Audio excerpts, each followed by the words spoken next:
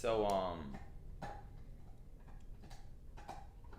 as everyone else signs on, I'd like to check in on the conversation of goodness and if the morning conversation had an impact on your day.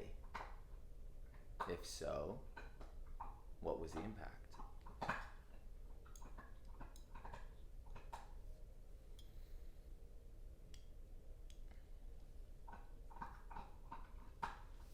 I was actually really nice to me. Oh, yeah? Yeah. That's I mean, nice. I'm always am, but it was just like extra nice. Oh, yeah? Okay. How so? I mean, just saying good morning, because I walk a lot, or good afternoon, and how are you today? Happy New Year. Usually you walk past people every day, you don't say much, everybody's in a hurry. Mm-hmm. But it's kind of neat when you stop and you say something. They do respond. What was that last part? They do respond. They do respond. Yeah, that was Interesting. nice. Yeah. It's like we're just waiting for this invitation to be kind, I guess. Our cynicism sort of takes over sometimes. The response is an interesting piece, especially in light of where we're going today.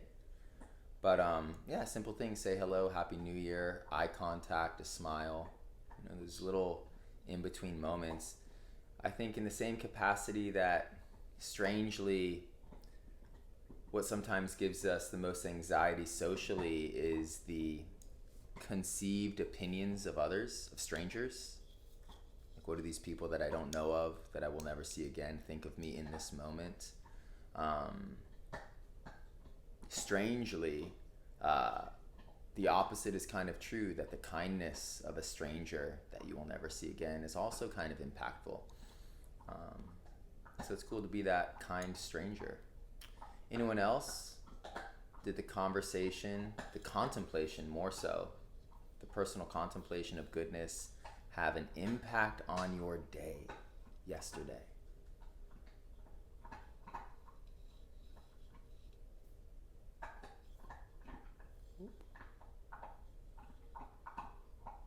Yeah, well, I think that it inspired me to be more kind of aware of the things that I was doing with my time and using my time for doing things that make me happy and kind of make my soul sing.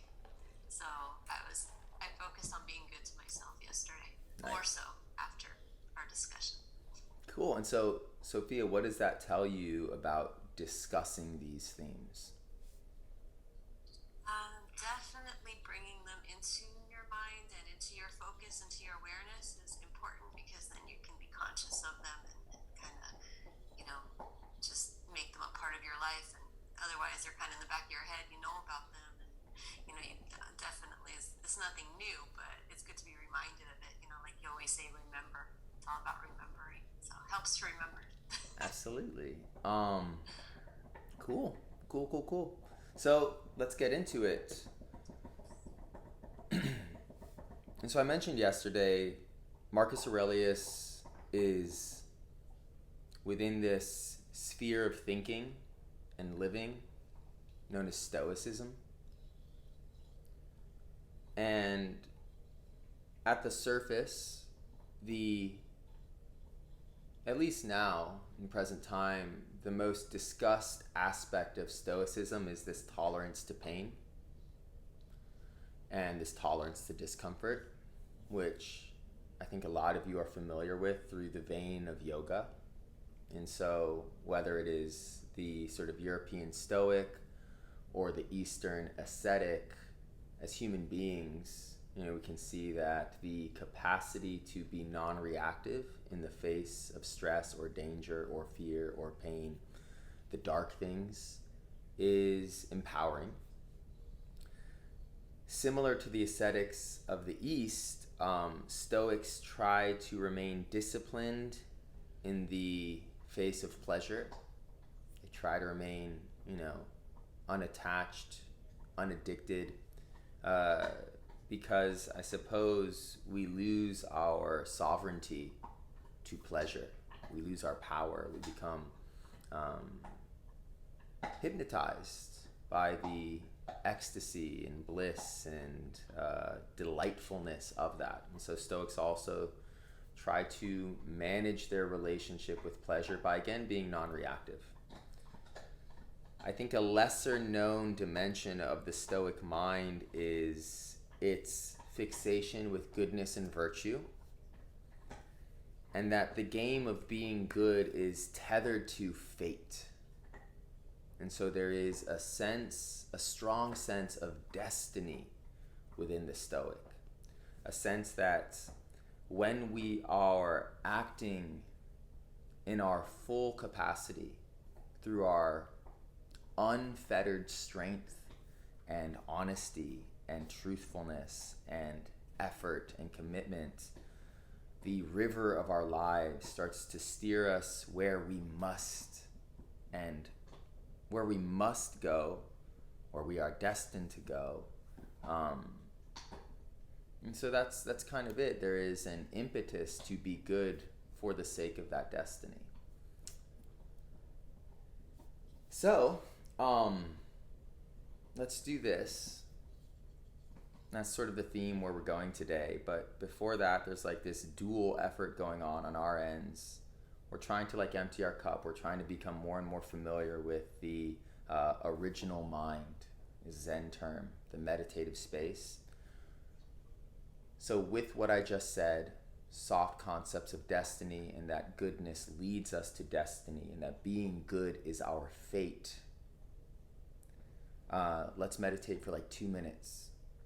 And what I want you to get out of this is that meditation doesn't have to be this drawn out process all the time, that it can also be a quick pivot, a quick adjustment in terms of how you hold yourself. And that quick pivot, even if it's just for a couple minutes, results in a spaciousness and emptiness. And again, that emptiness is what one thing we're trying to really develop in this month and at the beginning of 2023. So without the dramatics of ceremony or instruction, let's just drop in. 2 minutes on the clock. And as the cup empties, as the body relaxes, gently, softly, peripheral thinking, sense the quality of fate. If that is possible for you, sense the quality of fate, if that is possible for you.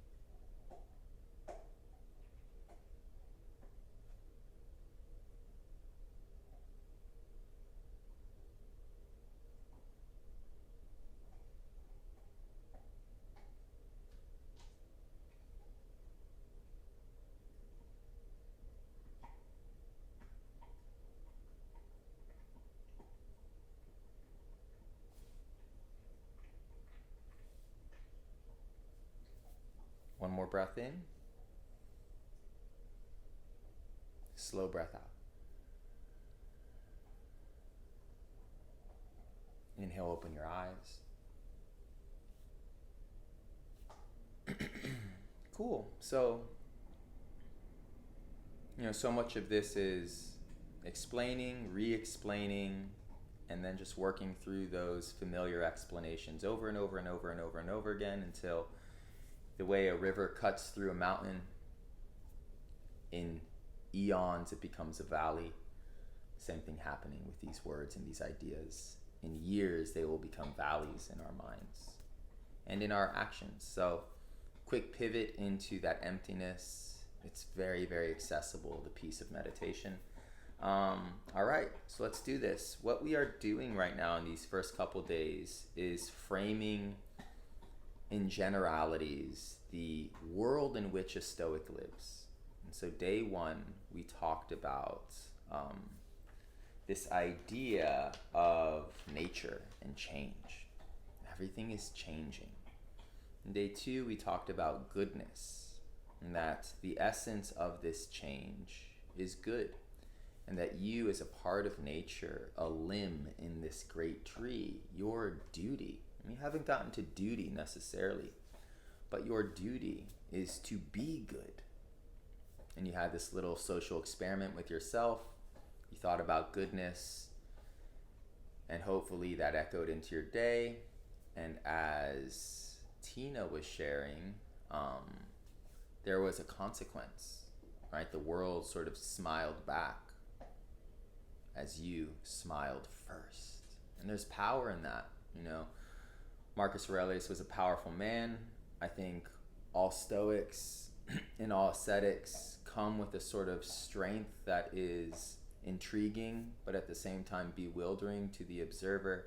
And I think a lot of that strength comes from the willingness to stand on their own and to take action without hesitation through their own motivations and goodness again, right? The courage to smile at that stranger. There's again, an impetus to spark that positivity. So, just a bunch of questions today. Let's process this. Well, let's first get into this quote.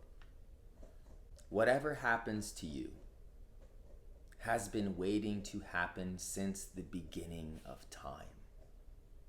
Again, you're Marcus Aurelius. You're in your quarters in the middle of Rome.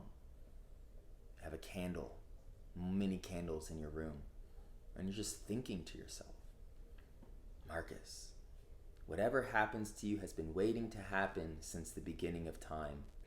The twining strands of fate have both of them together, : your own existence and the things that happen to you. So fate is a braiding of your own existence, which includes some agency, some dimension of personal choice, and the world that is happening to you. It's a dance. Double helix. Cool, so that's that. Aurelius, as most Stoics, believe in fate. And so let's get into some questions, because this is all tethered to goodness and all tethered to change. First question. Where does supreme goodness lead in a general way? Where does supreme goodness lead a person? And let's just spend 1 minute here. Where does supreme goodness lead?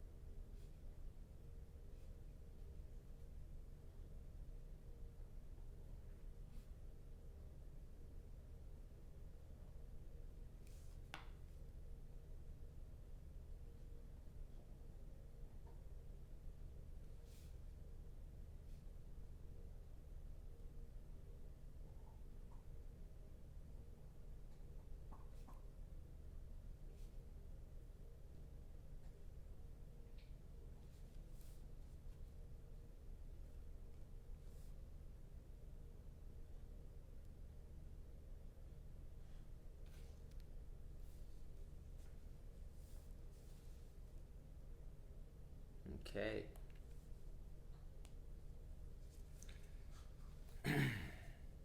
Next question. What is fate? What is fate?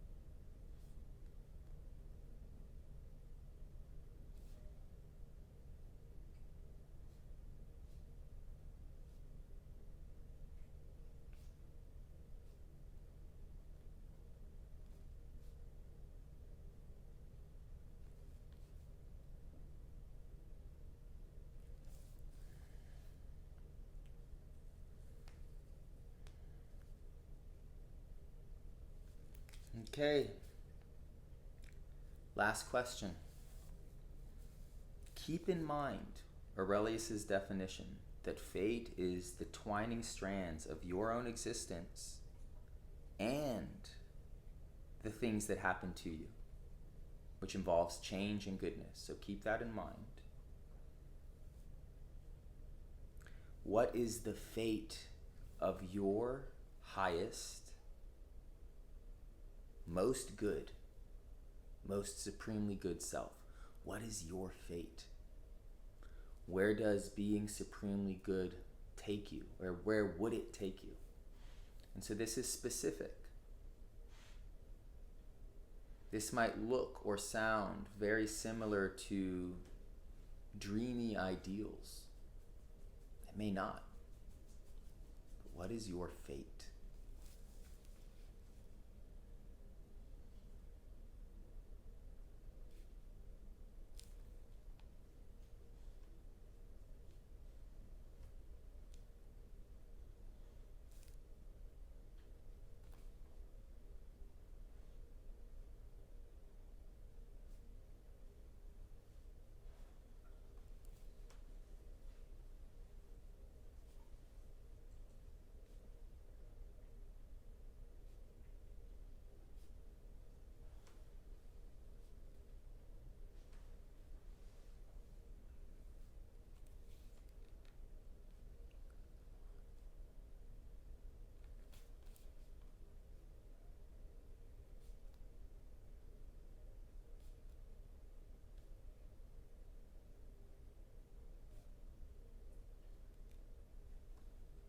Fifteen more seconds. Try to keep the pen on the paper.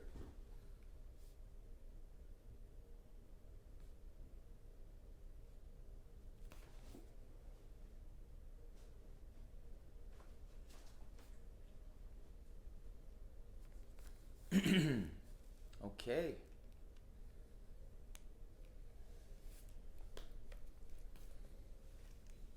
Last question. Last question. Last question. Again, just a minute. What are the drawbacks of believing in fate? What are the limitations of believing in fate?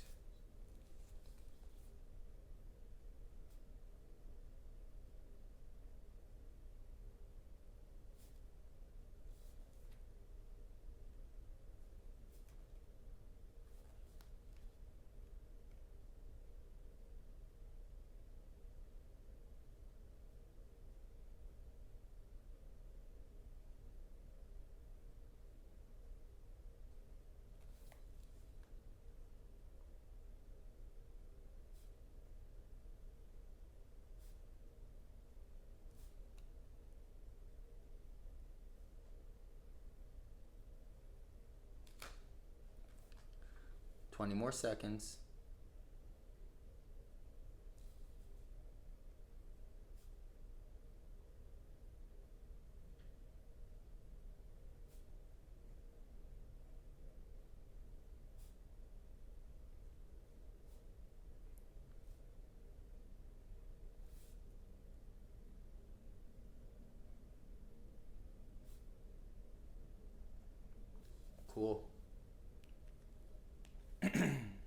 Alrighty, let's process a couple of these.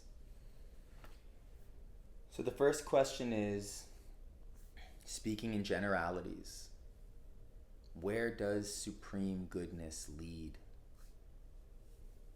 Where does supreme goodness lead?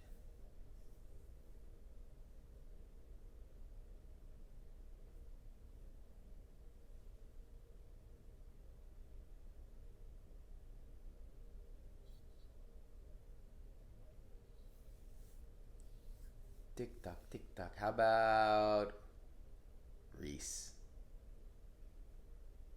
I could feel you looking at me. I'm trying to read what I wrote. That's what I was doing. So for me, I put supreme goodness leads to a community of goodness, Love it. a place of content and constant acceptance, adaptability, tolerance to the world without acquiescence, without. I can't read that word. And then I just wrote it as an afterthought, practice love. Practice love. Beautiful. So I had similar themes of goodness leads to more goodness, leads to like a bonding. Tina, you mentioned I was kind and got kindness back. Who else in that contemplating was led to an understanding, a soft wisdom that if I am good, it supports a unifying of strangers, a strengthening of bonds. Who else came up with that? Just like a show of hands. Cool. And so goodness, with that, interesting that we all, so many of us came up with that, leads to a togetherness, a harmonic togetherness. And so, just like Marcus Aurelius more than likely wants Rome to be unified in harmony, right? Pax Romana, era of peace. The willingness to be good as that leader fortifies that as at least a possibility. So goodness leads to community. Sweet. Generalities. Second question was help me out. Oh, what is fate? What is fate? Who else wants to take that up? What up, Brandon? What up? Good morning, everyone. I wrote, fate is existence, the acknowledgement that everything has happened and everything will continue to happen, not as some master plan or even as it should be, but just as it does. Ooh, very wise. Anyone want to add to that or comment on that? What's up, Reese? So I wrote, fate is the fruits of your karmic planting, the yield of your energetic crop. It is all the things meant for you and some things meant for others. Nice. And so this is wisdom, right? Both of these. I'd be very happy to get that in a fortune cookie. And I don't know if I would know the difference if I saw that just snuck into Aurelius's other phrases. I'm like, oh, Aurelius might have said that too. Who knows? So just taking the time, big point, just taking the time every day to be wise. It's cool and simple. Anyone else want to add to that? What is fate? What is fate?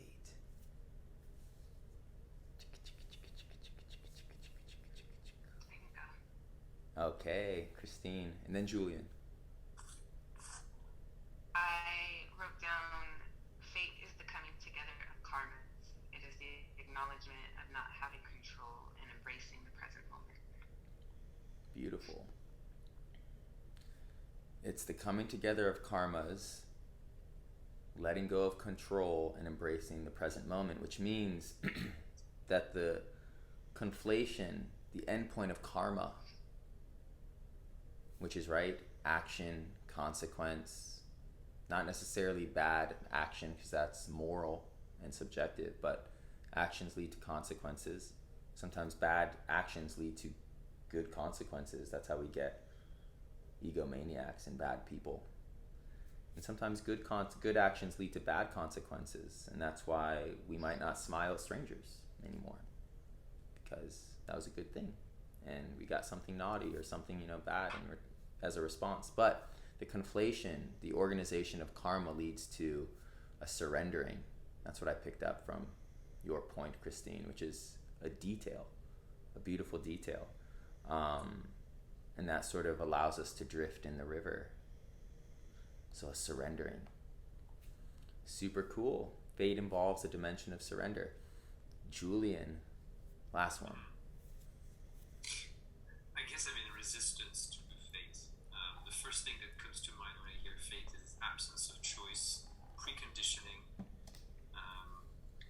DNA, because those twining strands of fate. I think you used that analogy of the double helix. So the idea that the book is already written, we're just playing the script. Yeah, we don't like that completely. And I think that's a big part of us. Like, we're entertaining ideas of fate, but to actually believe in it, And so we test that. We'll test that now with the next question. Might be hard for you, Julian. So I'm curious what you wrote. But if you have a fate, what is that fate? What is that predestiny? Did you write anything for that, Julian? Yeah. I mean, I wrote to be, the fate is to be fully expressed, self-realized, and in union with God. Very cool. I wrote something similar. General. But I think, the Stoics might, I can't speak on their behalf, but sometimes that sense of fate is very specific. And as I try to think of it as practically as possible, we don't choose our dreams. It's this marriage of circumstance and environment with personal agency, but we don't really choose our dreams. We don't choose our motivations. Someone might dream of being a mother. Someone else might dream of being a rock star. Someone else might dream of resolving, a little child, resolving the issues of climate change. Someone else might dream of being the president.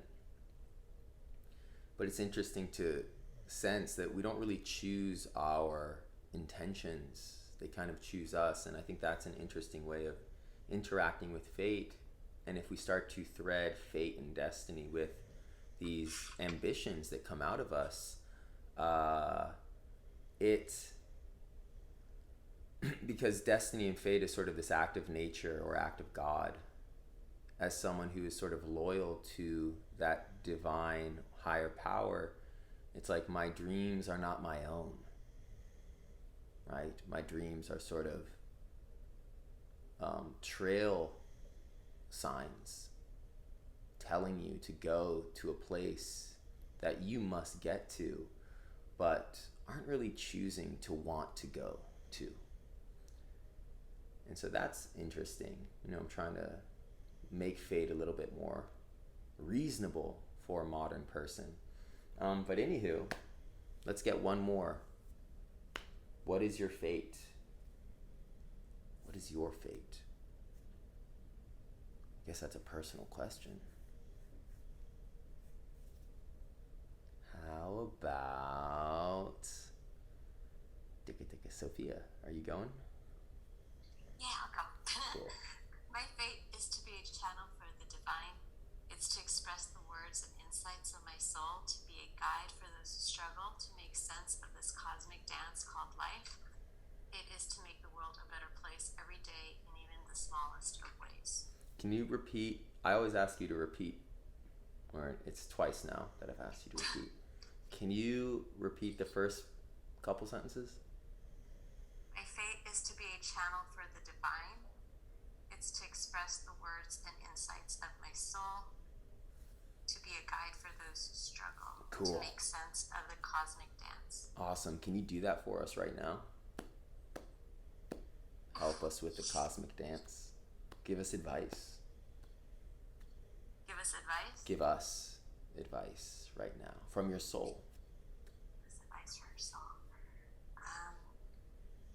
To just be open to life and to see the lessons and the blessings in everything that comes our way, and not to label it, just to be with it. Well, thank you for that. A step towards your destiny. Sweet, last one. The limitations of this idea of fate. What are the limitations of fate?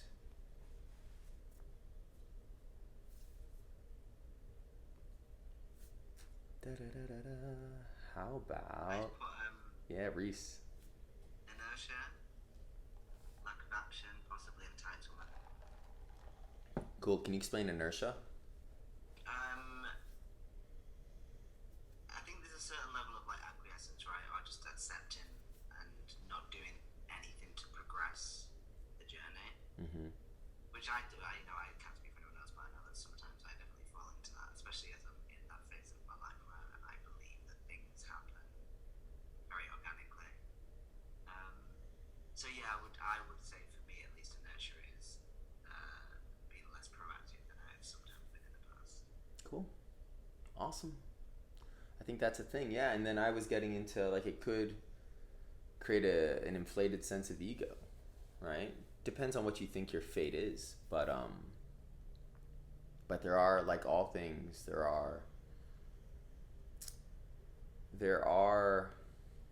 dangers when it is absorbed without questioning. To blindly believe in something without honoring, because all things have their limitations. To blindly believe in it, and to, I think importantly, forget your position as both powerful and also limited. If we just remember that power and limitation exists in all things, whether it's fate or ourselves, I think that remembrance protects us from becoming complacent and sinking into the weight of inertia. It also protects us from becoming egomaniacs and believing in or not believing in the boundaries of our own abilities. So power and limitation. And so there are limits to believing in fate. Sweet, everybody. Sharing, processing. I'm realizing as this goes on, this challenge is a lot about writing down and processing, just like Aurelius did. Write down and process, which is a little unexpected, but I'm glad it's happening organically. So what we're going to do for the next 15 is you're going to sit down and feel fate, but again, peripherally, right? It's not like this constructed idea explicit in us, but a hazy, blurry sense that what you are doing right now, which will be meditating and interacting with spontaneous thought, controlled thought, and sensation, that what you're doing in that oncoming moment is itself destined, because one, you have chosen it, right? One part of the twining strands, but it's also happening to you. And you just want to feel all of that. And for 15 minutes, rest in that river as your karma collides, as Christine says, and finally you are at a point of equanimity, right? Algebra, got to get both sides of the equation to even out. That's how you solve the puzzle. Action and non-action, karma evens out, and you have this point of balance, which is experienced in the human being as surrender, but recognizing fate. So that is an abstract instruction. It's not logical. It's more heart-based and felt. So I can't really say anything else about it. Just good luck with that. Okay, cool, let's do it. Nice tall spines. And so I just want you to take a second. All this is sort of intentional. Wrists on knees, you're increasing your horizontal. That should statistically, at least for a percentage of you, enrich a sense of like overt power, like athletic, physical power. And so if you can sense that, you can feel it, that is quality. And if you bring your wrists and your hands into your lap, you hug your elbows into your side, you narrow your body. Statistically, for some of you, most of you, it should increase a sense of dignity, a sense of prestige that comes more from intellect and social skill and less about brute force and strength. And so you just pick one or the other. But again, the deeper point is, can you sense the qualitative shift?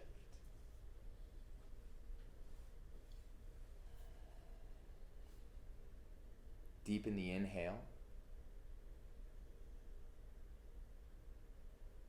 Slow down the exhale.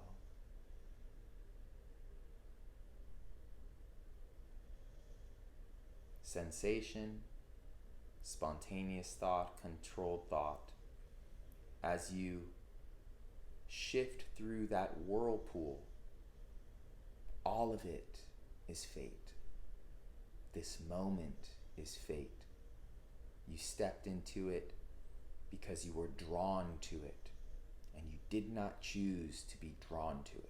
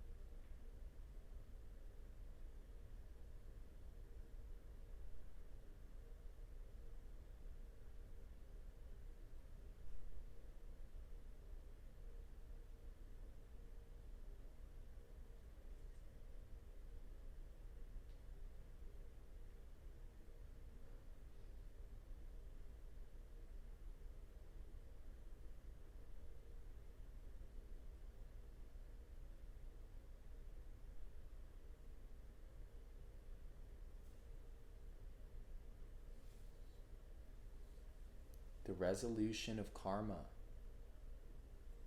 That means within your mind you can let go of ideas of what you need to do. You can let go of thinking about solutions to things you have done. The world outside you is in order. Therefore, refocus on feeling the quality of a destiny towards goodness and harmony and bonds.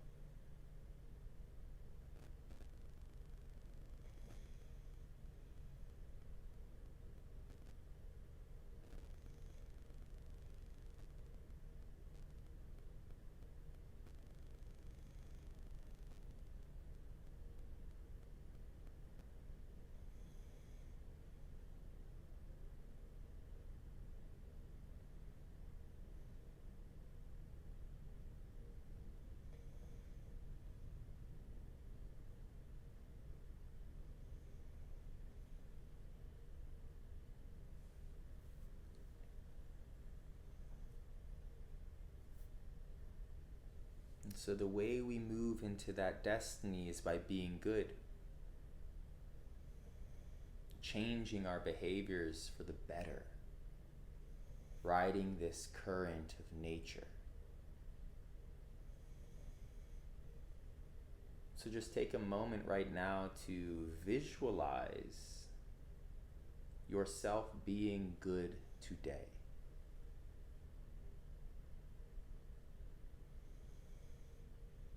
What comes up from the subconscious intelligence of your mind?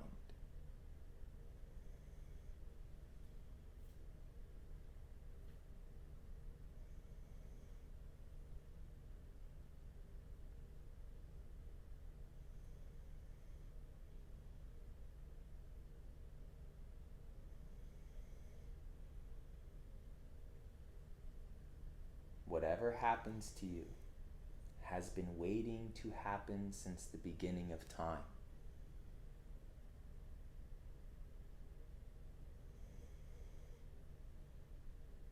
The twining strands of fate have both of them together, your own existence and the things that happen to you.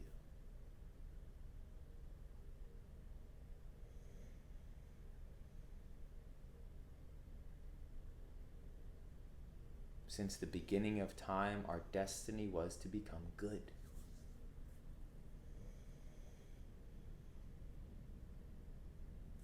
With a breath in, open your eyes.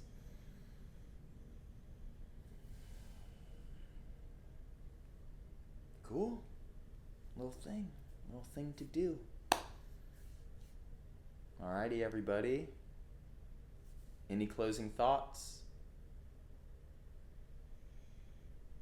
Anything good to say? Cool. I'll speak. Good work. Carry on with the good work. Small as a smile. And blessings to you all. I'll just say this. Pucks. Pucks, pucks, pucks.